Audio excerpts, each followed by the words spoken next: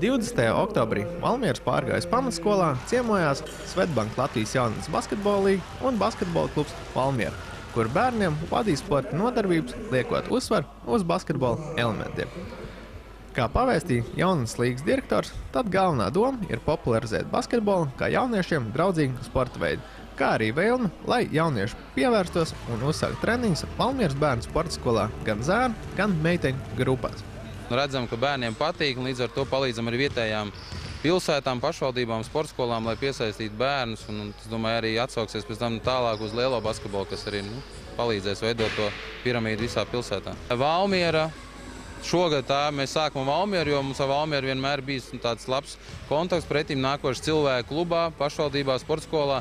Līdz ar to ir viegli komunicēt, un domāju, tieši tāpēc arī bija šogad, ka tieši ar Valmieru mēs uzsākam, jo arī Valmiera daudz palīdzēja, lai tas projekts šeit notiktu, un vienmēr patīkam ir, ka viņš labi sākās. Un līdz ar to Valmiera tāda jau entos gadus ir bijusi tāda sadarbības pilsēta. Domāju, tas ir tāds arī no mūsu puses tāds pagodinājums tai pilsētai, ka mēs esam šeit, un ceru, ka tas arī tā ir no Valmieras. Nodarbības bērniem vadīja bijušais basketbolists un vairākkārtējais Latvijas čempions Uģis Viļņums, kā arī basketbola kluba Valmiera basketbolisti Džejs Lukas, Viktors Iļins, Oskars Virss un Jēkabs Rozīts. Arī šie basketboli savulaik bija pavisam maziņi un gāja skolā. Par savu pieredzi un pievēršanos basketbolam pastāstīja centra spēlētājs Viktors Iļins. Vai tie bija kaut kādi konkrēti tavi draugi vai treneri, kas tev pamudināja un aicināja sākt to darīt, vai tu pats saprati jāiet uz basketbolu? Es pats sapratu, ka jāiet uz basketbolu. Arī draugi teica, man labi sanāk un jāiet tālāk. Es jau sen gribēju pievērsties basketbolam, bet nekādīgi nevarēju aiziet uz basketbolu, jo man bija visādas citas lietas darāms.